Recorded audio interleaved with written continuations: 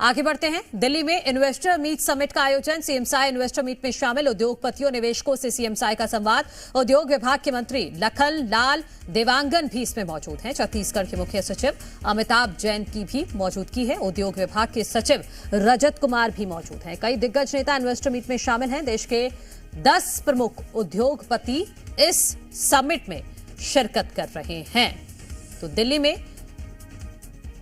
में investor meet summit चल रही है और यहां पर छत्तीसगढ़ के मुख्यमंत्री विष्णुदेव साय संवाद कर रहे हैं। सीधा लिए चलते हैं। उसके टुकड़े हो गए हैं, 5 जिले हो गए हैं।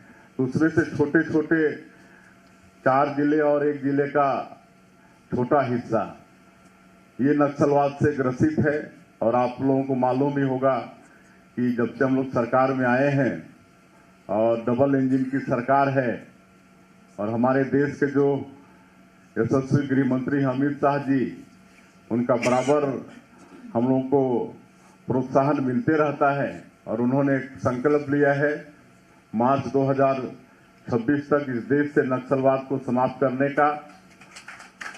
और जिस तेजी के साथ छत्तीसगढ़ की सरकार, वहां के हमारे सुरक्षा के बल नक्सलियों के साथ लड़ रहे हैं, आप लोगों को सबको मालूम है। आज 1 साल के अंदर इतनी बड़ी लड़ाई और इतनी बड़ी सफलता हमारी सरकार ने अचीव किया है, वो पहले कई वर्षों में नहीं हुआ। आज 1 साल के अंदर ही 220 से ज्यादा नक्सली मार गिराए हैं। और हम लोग की पुनर्वास की अच्छी नीति या हमारे सुरक्षा बलों की ताकत के कारण आज 1500 से ज्यादा नक्सली या तो आत्मसमर्पण किए हैं या फिर उनकी गिरफ्तारी हुई है। और जिनकी गिरफ्तारी हुई है, जो आत्मसमर्पण कर किए हैं, उनके साथ भी सरकार न्याय कर रही है। पुनर्वास नीति अच्छा हम लोग बना रहे हैं।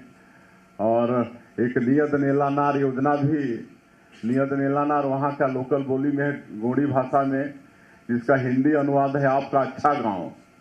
और इसके तहत हम लोग सरकार की जो योजनाएं हैं उसको लगातार ऐसे गांव में पहुंचाने का काम कर रहे हैं।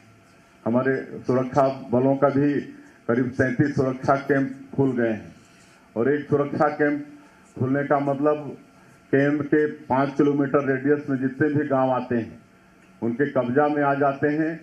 वहां से नक्सली भाग जाते हैं और सरकार की सारी सुविधाएं वहां पहुंचती हैं।